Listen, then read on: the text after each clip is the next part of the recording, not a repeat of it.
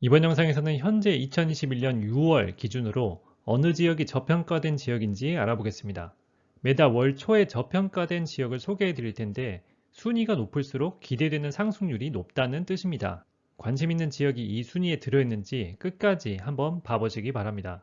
먼저 시작하기 전에 저평가의 의미가 뭔지 생각해 봅시다. 아파트 가격이 상승하거나 하락할 때는 전 지역 전체 아파트가 동시에 가격이 오르고 내리는 것이 아니라 시간차가 있습니다. 지역이나 가격대별로 그 시간차가 다르고 그 가격 변화가 적용되기까지 오랜 시간이 걸리기도 합니다. 그래서 데이터 분석을 통해 전국 모든 지역 중에서 앞으로 시간이 흐르면 상승할 만한 지역을 선정해 봤습니다. 물론 수요와 공급이 가격 흐름의 방향을 결정하는 주요 원인입니다. 수요가 공급보다 많으면 가격이 오르고 반대면 가격이 내릴 텐데 왜 저는 가격 흐름만 가지고 저평가를 운운하는 걸까요? 현재 수요는 정부 규제로 조여질 대로 조여진 상태인데 가격 하락은 나오지 않고 있습니다. 그러면 현재 공급이 조여진 수요보다 부족하다는 합리적 의심을 할 수 있겠죠. 앞으로 수요는 더 조이기는 힘들 것 같고 그럼 공급을 조절하면 될 것 같습니다. 그런데 앞으로 2, 3년간의 공급량은 이미 정해져 있습니다. 김현미 전 장관님 말대로 금방 찍어낼 수 있는 게 아니기 때문에 지금 노력한다고 바뀌지 않습니다. 지역마다 차이는 있지만 전국적으로 공급은 부족하고 앞으로 점점 더 심해질 겁니다. 그래서 지금 시점에서는 가격 수준 차이에 의한 가격 흐름에 더 집중해야 된다는 겁니다. 그렇다고 해도 아무거나 막 사면 안 됩니다. 저번 영상에서 말씀드렸다시피 거품을 피하는 단 하나의 방법은 너무 많이 오른 아파트를 피하는 것입니다. 해당 영상의 링크를 위에 띄워드릴 테니 참고하시기 바랍니다. 그래서 입지 수준에 비해 가격 수준이 떨어져 있는 저평가 지역을 보자는 이야기입니다. 지역의 입지 수준은 단기간에 변하지 않습니다. 지역 폄하하자는 건 아니고 예를 들어서 이야기를 드리자면 서울 노원구와 강남구 입지 수준이 시간과 돈을 많이 투입한다고 해도 역전될 가능성은 매우 낮은 것이 현실입니다. 그리고 상대적인 입지 수준에 걸맞게 가격이 형성되는 것이 합리적인 것이겠죠. 하지만 지역마다 수요와 공급의 차이가 있고 시장 참여자인 인간의 오류가 뒤섞여서 입지 수준과 가격이 불일치하는 현상이 발생합니다. 해당 지역에만 집중적으로 공급 폭탄이 떨어진다든지 선호 트렌드에 뒤처진다든지 정부 핀셋 규제의 대상이 된다든지 여러 가지 원인이 있고 거기에 행동 경제학에 나오는 심리적 편향까지 더해져서 증폭이 될 수 있습니다. 그래서 일시적으로 입지 수준에 비해 가격이 낮은 지역이 나타나지만 결국에는 입지 가치에 맞게 가격은 따라가기 때문에 우리는 일시적으로 수준이 불일치하는 그 지역에 집중할 필요가 있습니다. 그럼 입지 수준과 가격 수준을 비교해야 되는데 현재 가격 수준은 최근 실거래가를 보면 알 수 있지만 입지 수준은 어떻게 객관적으로 측정할 수 있을까요? 학교 성적으로 예를 들어보면 한 학생의 학업 수준을 알고 싶다면 단 한 번의 시험 성적보다는 1, 2, 3학년 전체 성적을 보는 게 더 정확하겠죠. 최근 2년간 전교 10등에서 왔다 갔다 하는 학생이었는데 이번 시험에서는 공부에 집중할 수 없는 환경 때문에 전교 100등을 했다고 칩시다. 그럼 그 다음 시험에서 평소와 같이 공부할 수 있는 환경이 갖춰진다면 등수가 오를까요? 떨어질까요? 등수가 오를 확률이 더 높겠죠. 현재 전교 100등은 저평가 상태고 등수가 올라갈 확률이 100%는 아니지만 더 높다는 이야기입니다. 부동산 입지 수준도 같은 원리로 과거 16년간의 가격 등수를 보면 어느 정도 입지 수준인지 알 수 있겠죠. 그런데 문제가 또 있습니다. 지역에는 아파트가 여러 개 있고 수준도 다양해서 입지 수준을 대표하는 아파트를 정해야 됩니다. 그림과 같이 1등부터 100등까지 아파트가 줄을 서 있다고 가정하면 몇 등이 입지 수준을 대표한다고 말할 수 있을까요? 50등이라고 볼 수도 있고 1등이라고 볼 수도 있고 다른 의견도 있을 수 있습니다만 상승기가 시작되면 상위 수준 아파트가 먼저 상승을 이끌고 중하위 수준이 따라가기 때문에 저평가 지역을 찾는 목적이라면 1등 아파트를 기준으로 입지 수준을 보는 게 더 맞겠죠. 그래서 지역 상위 1% 아파트 가격을 기준으로 입지 수준과 저평가 정도를 판단합니다. 이렇게 상위 1%의 입지 수준과 현재 가격 수준을 비교해서 저평가 지역을 찾는 방법은 정량적인 수치를 얻을 수 있다는 장점이 있지만 두 가지 가정을 하고 있기 때문에 두 가지 한계점도 있습니다. 첫 번째 가정은 해당 지역의 입지 수준은 크게 변하지 않는다는 가정인데 입지 수준이 천지개벽할 정도로 바뀌는 경우에는 이 방법을 적용하기 어렵습니다. 천지개벽이라고 하면 누가 봐도 입지 순위가 바뀐 경우입니다. 예를 들면 대기업이 다수가 들어오거나 주요 일자리로 가는 교통이 크게 개선되는 경우입니다. 그래서 대형 호재가 있다면 그건 반영하지 못한다라는 단점이 있지만 입지 수준의 변화는 시간이 오래 걸리기 때문에 2년에서 4년 정도의 단기 예측에는 크게 문제되지는 않습니다. 두 번째 가정은 상위 입지 가격이 변하지 않고 그대로 있다는 가정입니다.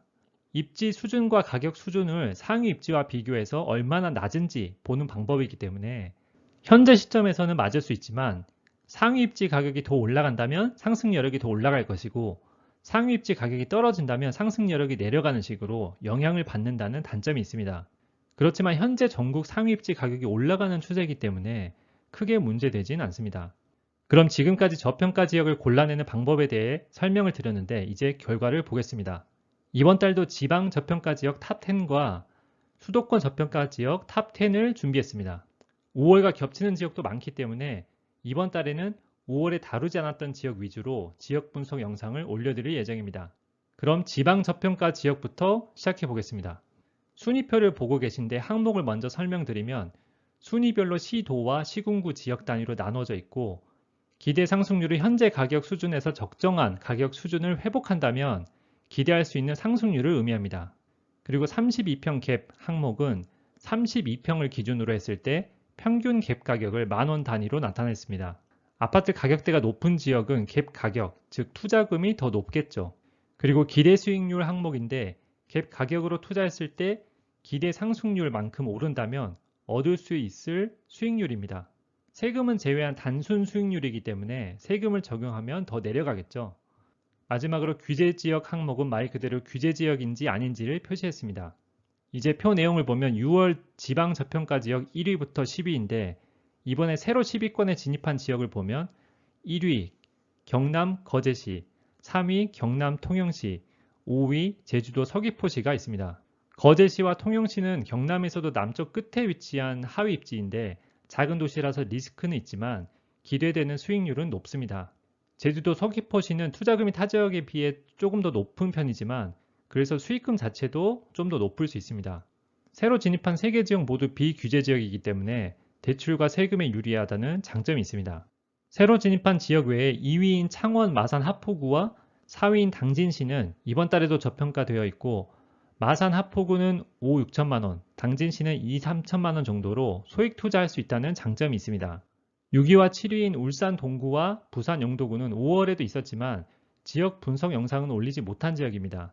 부산 영도구는 조정지역이라서 아쉽긴 하지만 두 지역 다 매입하기 좋은 상황이며 6월 지역 분석에는 포함시킬 예정이니 그때 더 자세히 다루겠습니다. 나머지 지역은 5월 지역 분석 영상에 올라갔던 지역들인데 크게 바뀌지 않았기 때문에 5월 지역 분석 영상을 참고하시기 바라고 전체적으로 보면 부산, 울산, 창원 상위 입지가 급등하면서 경남, 울산, 부산 하위 입지들이 상대적으로 크게 저평가 받고 있는 것을 알 수 있고 충청도와 전라도도 그동안 오르지 못했거나 하락한 하위 입지들이 크게 저평가 받고 있습니다. 제주도는 제주시가 상승을 시작했는데 서귀포시는 아직 본격적으로 오르지 않아서 아직 저평가 상태입니다. 지금까지 지방 저평가 가격을 살펴봤는데 그럼 이제 수도권 저평가 지역 탑10을 보겠습니다. 결과를 보면 이번 달에도 인천 중구가 1위를 차지했고 인천 중구 상위 입지인 용정도 지역의 상승이 예상됩니다. 그 밖에도 인천은 8위 연수구, 9위 동구도 저평가 상태에 있어서 당분간 상승이 계속될 것으로 보입니다. 인천 연수구는 아파트 가격 자체가 높아서 갭 가격이 4억 정도 들어가고 투기 지역이기 때문에 실거주로 접근하는 것이 좋겠죠. 반면에 인천 동구는 7천만원 선에서 투자가 가능하다는 장점이 있습니다. 인천은 여전히 상승 여력이 있고 덜 오른 단지를 매입하는 것은 아직도 좋은 선택입니다만 규제 지역인 것이 좀 아쉽습니다. 그래서 비규제 지역을 살펴보면 2위 양평군, 3위 여주시, 4위 이천시, 6위 가평군이 있습니다. 모두 경기도 외곽에 있는 하위 입지지만 그래서 갭 가격이 낮은 장점도 있습니다. 경기도 외곽이라고 무조건 무시하시지 마시고 그 지역 내에서 상위 수준 아파트는 수요가 있고 하락기에도 가격 방어가 어느 정도 되기 때문에 검토해 보시는 것을 추천드립니다. 어디든지 다 사람들이 살기 때문에 그 입지 수준에 맞게 가격이 형성되는 것이니 편견을 버리고 접근해 보시기 바랍니다. 일산도 서구가 더 저평가이긴 하지만 동구도 괜찮습니다. 단지 조정지역인데다 투자금이 3억 넘게 들어가기 때문에 실거주로 추천드립니다. 마지막으로 서울 2개구가 순위에 들어왔는데 7위 종로구, 10위 중구입니다. 역시 서울이기 때문에 갭 가격이 6억이 넘어서 많이 들어갑니다만 서울에서 실거주 목적으로 오래 살 거고 돈이 되신다면 종로구, 중구 쪽을 먼저 봐보시라고 추천드립니다. 15억 이상의 대출이 안 되는 아파트는 다른 세계이기 때문에 언급하지 않아도 될 것 같고, 서울은 종로구 중구 외에도 서울 전체적으로 상승률이 상대적으로 낮은 하위 수준 아파트는 실거주라면 아직 나쁘지 않다 정도로 말씀드립니다. 지금까지 6월 저평가 지역을 살펴봤습니다. 물론 제가 데이터로 분석한 방법이 절대 진리는 아니고 한계점도 있다고 말씀을 드렸기 때문에 참고해서 스스로 더 조사를 해보시기 바랍니다. 그래도 저 같은 개인이 이런 정보를 나누고 피드백을 받을 수 있는 방법이 있어서 세상이 좋아졌다고 느낍니다. 이번 영상에서는 10위까지만 공개를 했는데요. 전 지역에 대한 상세 데이터를 보고 싶은 분들도 계시리라 생각합니다. 그래서 필요한 분에 한해서 매달 지역별 저평가 분석 결과를 공유할 예정입니다. 저도 땅 파서 계산하는 건 아니기 때문에 멤버십으로 진행이 될 것 같은데 이해해 주시리라고 생각합니다. 아무튼 이제는 다 올라서 기회가 없을 것 같지만 찾아보면 매달 이렇게 저평가 지역은 나타나고 항상 기회는 있습니다. 제 분석 결과를 활용하셔서 자산을 불려나가시길 바랍니다. 여기까지 봐주셔서 감사합니다. 이번 영상은 2021년 6월 저평가 지역 순위를 알아봤습니다. 앞으로 매달 저평가 순위를 발표할 예정입니다. 내용이 도움이 되셨다면 힘내서 올리라고 구독과 좋아요 부탁드립니다. 감사합니다.